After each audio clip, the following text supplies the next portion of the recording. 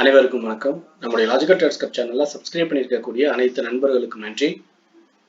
நிஃப்டியோட Monday market direction எப்படி நடக்க வாய்ப்பு இருக்கு அப்படிங்கிற விஷயத்துக்கான ஓவரால் ஒரு லாஸ்ட் 1 வீக்கா எப்படி நடந்துச்சு, நெக்ஸ்ட் வீக் எப்படி நடக்க வாய்ப்பு இருக்குன்ற வீடியோ சொல்லிட்டு பார்த்தோம். இன்னைக்கு நம்ம இன்ட்ராடே பேஸ்ல என்ட்ரி அண்ட் டார்கெட், இப்போ கரண்ட்ல இருக்கக்கூடிய கிஃப்ட் நிஃப்டியோட இன்டிமேஷன் என்ன மாதிரியானலாம் இருக்கு, என்ட்ரியை நம்ம எப்படி பிளான் பண்ணலாம், இந்த ஓவரால் விஷயத்தை இன்னைக்கு நம்ம பார்க்க போறோம். நம்ம முக்கியமான நியூஸஸ்ன்னு சொல்லி நம்ம ஏற்கனவே பார்த்த விஷயங்கள் உங்களுக்கு தெரிஞ்சிருக்கிறோம். டாலருடைய வீழ்ச்சி, பர்டிகுலராக இந்தியாவுக்கு நிகரான டாலருடைய மதிப்புங்கிறது 93, 94 போயிட்டு இருக்கு. கச்சா எண்ணெய் விலை வந்து ரேட் அதிகமாயிட்டே இருக்கு. 100லிருந்து 110 இந்த மாதிரி அதிகரிச்சிருக்கு. தங்கத்தோட விலையும் கூட பார்த்தீங்கன்னா கணிசமாக குறைஞ்சிருக்கு. கிட்டத்தட்ட ஒரு 3000லிருந்து 4000 ரூபாய் வந்து 1 வீக்ல குறைஞ்சிருக்கு. க்ரூட் ஆயில் ரேட் அதிகமாகிறது அப்படிங்கிறனுடைய விளைவா வந்து பார்த்தீங்கன்னா பெட்ரோலுடைய விலை அதிகரிக்க வாய்ப்பு இருக்கு. இன்னும் சொல்ல போனால் ஸ்பீட் பெட்ரோலுடைய விலை அதிகமாகவும் நார்மல் பெட்ரோலுடைய விலை குறைவாகவும் வச்சிருக்கிறதா சொல்லிட்டாலும் அது கண்டிப்பாக நார்மல் பெட்ரோலையும் அஃபெக்ட் பண்ணும்.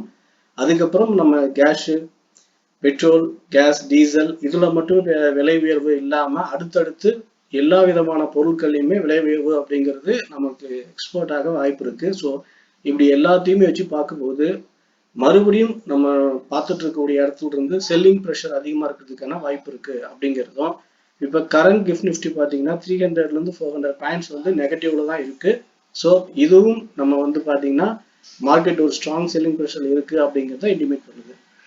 இதை நம்ம டெக்னிக்கல்ல நம்ம பார்க்குறப்ப 22,900 அப்படின்ற லெவல் வந்து ஒரு ஸ்ட்ராங் சப்போர்ட்டா இருக்கும் அப்படின்னு பார்த்துருந்தோம். நெக்ஸ்ட் மார்க்கெட் ஓப்பன் ஆகும்போது ஒரு 300 பாயிண்ட்ஸ் கேப் டவுன் அப்படிங்கிற மாதிரி நம்ம எடுத்துக்கிட்டாலும், 300+ அப்படி லெவல் எடுத்துக்கிட்டாலும் என்ன மெத்தடை என்ட்ரியை ஃபாலோ பண்ணலாம் டெக்னிக்கல் வைஸா அப்படின்னு நம்ம பார்க்கும்போது 2 விஷயங்களை நம்ம பார்க்கலாம். ஒன்று 23,900 அப்படிங்கிற இந்த லோ பிரேக் அவுட் ஆகுது. அப்படி ஆனதுக்கு அப்புறம் இங்கிருந்து நல்ல டைரக்ஷன் 22,600 வரைக்கும் ஒரு நல்ல ரேலியா வந்து டைரக்ஷன் வர்றதுக்கு வாய்ப்பு இருக்கு. ஆனா இந்த லெவல் வந்து ஒரு நல்ல டைரக்ஷனா டவுன்ல ஆகாம இங்க சப்போர்ட் எடுக்கிறது வந்து மேல போயிட்டு க்ளோசிங் கிரீன் கேண்டிலா ஃபார்ம் ஆச்சு அப்படின்னா தட் மீன்ஸ் இங்க இருக்கிற மாதிரி ஒரு கேண்டில் ஃபார்ம் ஆகுதுன்னா மறுபடியும் இங்க இருந்து 2300 வரைக்குமே மேல போறதுக்கான வாய்ப்பு இருக்கு. ஸோ இந்த இடத்துல மார்க்கெட் வந்து என்ன மாதிரி ரியாக்ட் ஆகுது அப்படிங்கிறது ரொம்ப ரொம்ப முக்கியமான விஷயம் நிஃப்டியை பொறுத்த வரைக்கும். ஸோ 23,000, 22,900ங்கிற 100 பாயிண்ட்ல இருக்கிற ஜோன் மொமெண்டம்.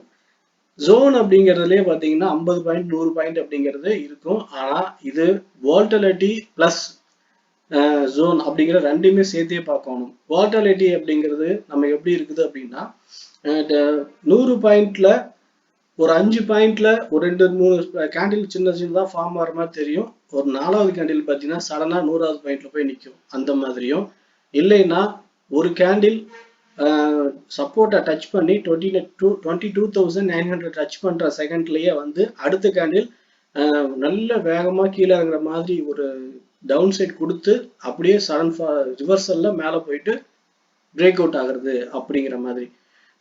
அதை நம்ம எப்படி பார்க்கலாம்னா இப்போ ஒரு கேண்டில் ஃபார்ம் ஆகி இப்படி ஒரு கிரீன் கேண்டில் ஃபார்ம் ஆகுது அப்படின்ட்டு இருந்தாலும் மேலே போற மாதிரி போயிட்டு சடன் ஃபால் ஆகி கீழே வந்து இப்படி ரெட் கேண்டில் க்ளோஸ் வைக்கிறது.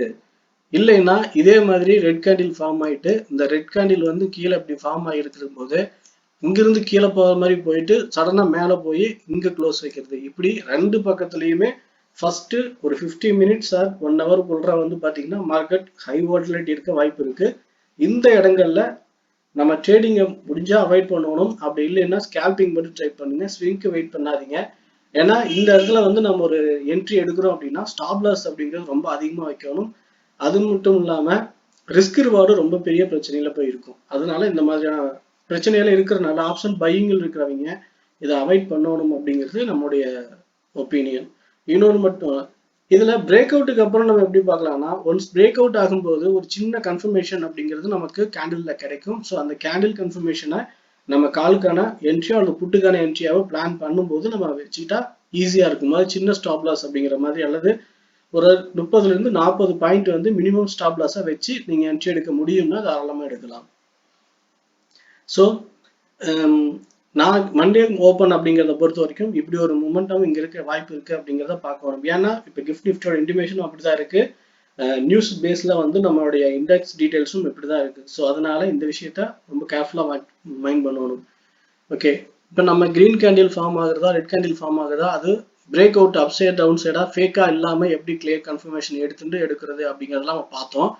இப்போ இதுக்கு அடுத்து மார்க்கெட் வந்து இன்னொரு பேட்டர்ன் ஃபார்ம் பண்ணும்.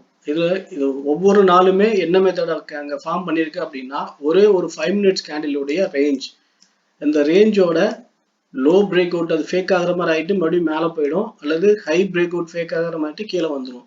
அதுக்கப்புறம் மேலேயும் கீழேயும் மேலே ஏறி ஏறி இறங்குற மாதிரி இருந்துட்டு, எந்த பக்கமாக கீழே போகிறதா இருந்தாலும் பிரேக் அவுட் ஆகி கீழேயும், மேலே போகிறதுனா பிரேக் அவுட் ஆகி மேலேயும் செகண்ட் ஹாஃபில் போக ஆரம்பிக்கும். பர்டிகுலராக ஒரு 12:30 1 o'clock மேலே டைரக்ஷன் வந்து சேஞ்ச் ஆகும். ஸோ இந்த மாதிரி வந்து நடக்கவும் சான்ஸ் இருக்கு. அதனால ஒரு 5 மினிட்ஸோட ரேஞ்சில் ஹை டச் பண்ணும்போது அது ரெசிஸ்டண்டா ரியாக்ட் ஆகும் அப்படிங்கிறதும், லோ டச் பண்ணும்போது சப்போர்ட்டா ரியாக்ட் ஆகும் அப்படிங்கிற விஷயத்தையும் நம்ம புரிஞ்சுக்கணும்.